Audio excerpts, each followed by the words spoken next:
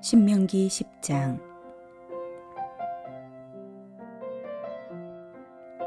그때에 여호와께서 내게 이르시기를 너는 처음과 같은 두 돌판을 다듬어 가지고 산에 올라 내게로 나아오고 또 나무개 하나를 만들라. 내가 깨트린 처음 판에 쓴 말을 내가 그 판에 쓰리니 너는 그것을 그 궤에 넣으라 하시기로 내가 조각목으로 궤를 만들고 처음 것과 같은 돌판 둘을 다듬어 손에 들고 산에 오르매 여호와께서 그 총의 날에 산 위 불 가운데서 너희에게 이르신 십계명을 처음과 같이 그 판에 쓰시고 그것을 내게 주시기로 내가 돌이켜 산에서 내려와서 여호와께서 내게 명령하신 대로 그 판을 내가 만든 궤에 넣었더니 지금까지 있느니라.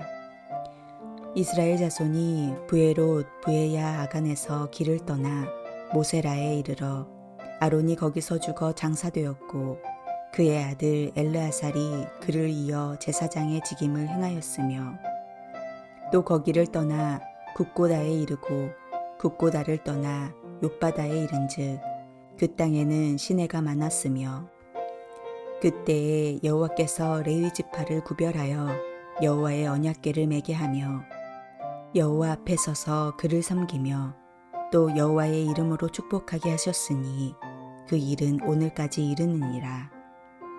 그러므로 레위는 그의 형제 중에 분깃이 없으며 기업이 없고 내 하나님 여호와께서 그에게 말씀하심같이 여호와가 그의 기업이시니라. 내가 처음과 같이 40주 40야를 산에 머물렀고 그때에도 여호와께서 내 말을 들으사 너를 차마 멸하지 아니하시고 여호와께서 내게 이르시되 일어나서 백성보다 먼저 길을 떠나라. 내가 그들에게 주리라고 그들의 조상에게 맹세한 땅에 그들이 들어가서 그것을 차지하리라 하셨느니라. 이스라엘아, 내 하나님 여호와께서 내게 요구하시는 것이 무엇이냐? 곧 내 하나님 여호와를 경외하며 그의 모든 도를 행하고 그를 사랑하며 마음을 다하고 뜻을 다하여 내 하나님 여호와를 섬기고 내가 오늘 내 행복을 위하여 내게 명하는 여호와의 명령과 규례를 지킬 것이 아니냐. 하늘과 모든 하늘의 하늘과 땅과 그 위의 만물은 본래 내 하나님 여호와께 속한 것이로되 여호와께서 오직 내 조상들을 기뻐하시고 그들을 사랑하사 그들의 후손인 너희를 만민 중에서 택하셨음이 오늘과 같으니라. 그러므로 너희는 마음에 할례를 행하고 다시는 목을 곧게 하지 말라. 너희의 하나님 여호와는 신 가운데 신이시며 주 가운데 주시오 크고 능하시며 두려우신 하나님이시라. 사람을 외모로 보지 아니하시며 뇌물을 받지 아니하시고 고아와 과부를 위하여 정의를 행하시며 나그네를 사랑하여 그에게 떡과 옷을 주시나니 너희는 나그네를 사랑하라. 전에 너희도 애굽 땅에서 나그네 되었음이니라. 내 하나님 여호와를 경외하며 그를 섬기며 그에게 의지하고 그의 이름으로 맹세하라. 그는 내 찬송이시요 내 하나님이시라. 내 눈으로 본 이같이 크고 두려운 일을 너를 위하여 행하셨느니라. 애굽에 내려간 내 조상들이 겨우 70인이었으나 이제는 내 하나님 여호와께서 너를 하늘의 별같이 많게 하셨느니라. 오늘 말씀인 신명기 10장의 초반부는 모세의 중보 기도가 이어지는 내용을 가지고 있습니다. 하나님께서 모세의 기도를 들으시고 다시 모세를 부르십니다. 9장의 마지막 부분에는 모세의 중보 기도가 소개되어 있는데 모세는 하나님의 언약과 하나님의 영광을 위해 하나님께서 친히 구원하신 이 백성을 멸하지 말아달라고 기도했습니다. 모세는 하나님께서 새로운 돌판에다가 다시 십계명을 새겨주신 일을 상기시킵니다. 특별히 하나님과 언약을 맺은 후에 이스라엘이 급속히 부패하여 금송아지 우상을 만들었던 사건과 그 일로 모세가 내려가 하나님이 친히 새겨주신 율법의 두 돌판을 던져서 깨뜨렸던 일이 이야기의 중심에 있습니다. 모세가 언약의 증표인 돌판을 깨뜨린 것은 이스라엘의 범죄로 이 언약이 깨졌다는 것을 표현하는 행동이었습니다. 처음과 같은 두 돌판을 다듬어 산으로 올라오라 하시고 그 돌판에 처음과 같이 십계명의 말씀을 하나님께서는 다시 써주셨습니다. 그 돌판은 언약궤에 넣어져 보관되어서 지금까지 그대로 있습니다. 이 일은 하나님의 언약이 깨지지 않고 회복되었음을 보여줍니다. 돌판은 깨질 수 있습니다. 하지만 돌판에 새겨진 하나님의 말씀은 결코 사라지거나 깨지지 않는 것입니다. 돌판을 새로 만들어 주신 것은 하나님께서 다시 자기 백성에게 기회를 주시는 것을 의미합니다. 십계명이 언약궤 안에 들어가 이스라엘 백성 가운데 있게 되었다는 것은 하나님과 이스라엘과의 긴밀한 관계가 회복되었음을 의미하기 때문입니다. 이제 하나님께서 이스라엘을 멸하지 아니하시고 이스라엘은 다시 하나님께 나아갈 수 있게 된 것입니다. 이미 만들어주신 돌판을 깨뜨리게 하심으로써 이전의 언약을 파기하시고 다시 새로운 기회를 주신 것입니다. 처음과 같은 이라는 말이 1절부터 4절에 한 번씩 4번 반복됩니다. 하나님께서는 이것을 언약궤에 넣어 보관하도록 지시하신 것입니다. 그리고 이어지는 말씀은 얼핏 보면 문맥과 상관없는 내용이 끼어든 것처럼 보입니다.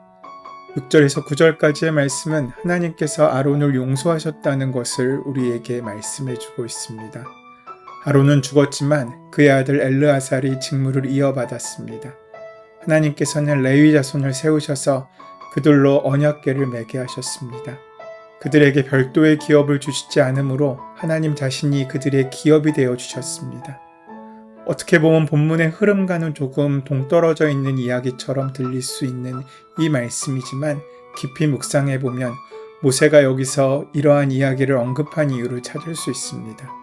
곧 모세의 중보기도가 성공적이어서 이스라엘은 약속의 땅을 향해 나아갈 수 있었고 아론도 이 일로 죽지 않고 대제사장의 역할을 잘 수행하다 아들에게 물려주었고 레위 지파에 의해 그 언약궤도 잘 보존되고 있음을 보여주는 것입니다.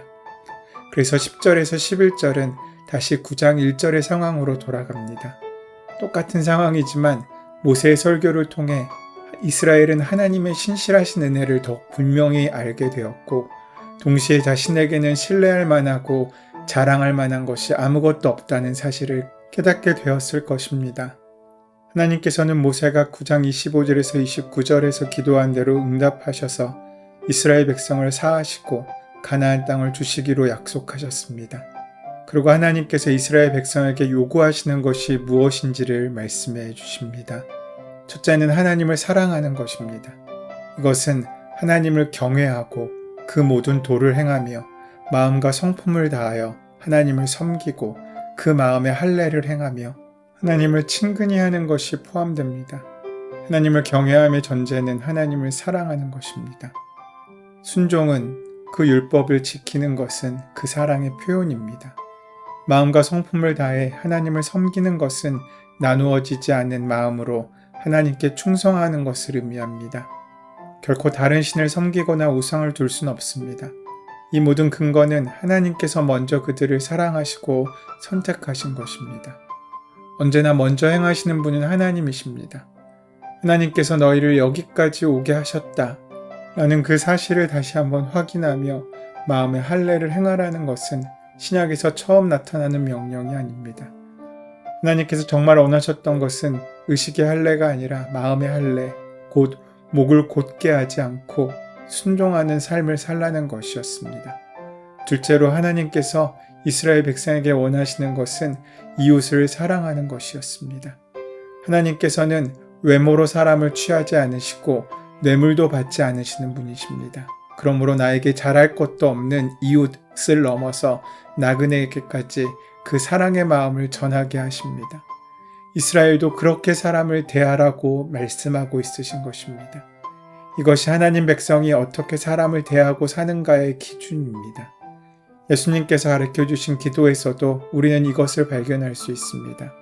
우리가 우리에게 죄 지은 자를 사하여 준 것 같이 우리의 죄를 사하여 주시옵고 또 하나님은 의지할 곳 없는 자들을 돌보시고 그들의 간구를 들으신 하나님이시기에 하나님의 백성은 고아와 과부, 나그네를 사랑하고 그들에게 양식과 의복을 공급해 줄 수 있어야 했습니다.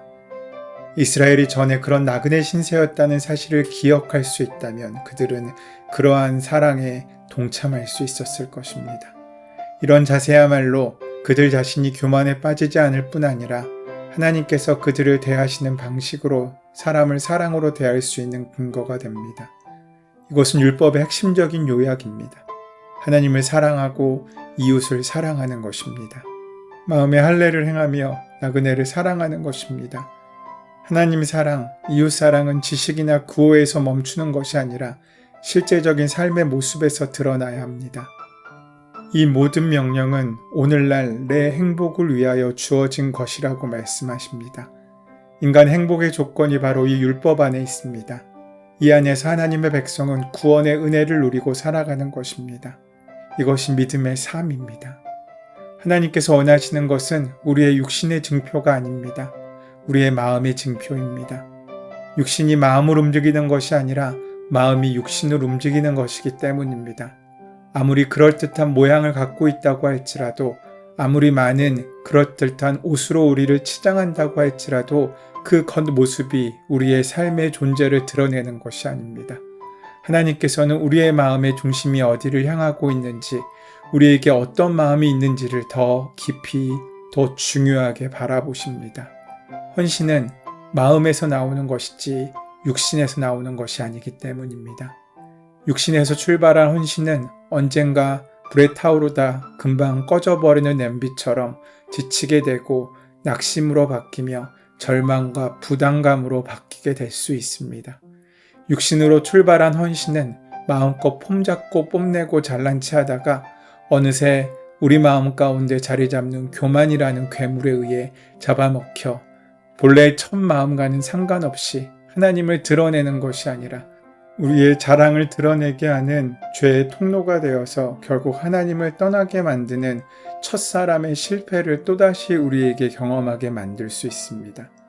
잠언서 3장 3절을 이렇게 말씀하십니다.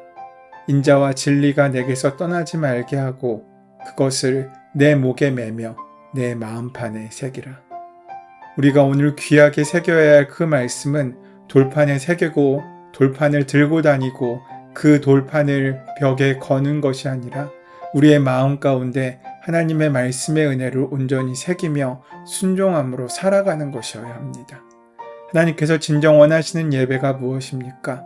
육신의 예배, 입술로 드리는 예배, 귀로만 드리는 예배가 아니라 우리의 마음으로 드리는 예배, 그 말씀이 우리의 가슴으로 들려서 그 말씀이 삶의 열매가 되고 결단하게 하는 힘과 능력의 시작이 되는 바로 그 삶을 원하시는 것입니다.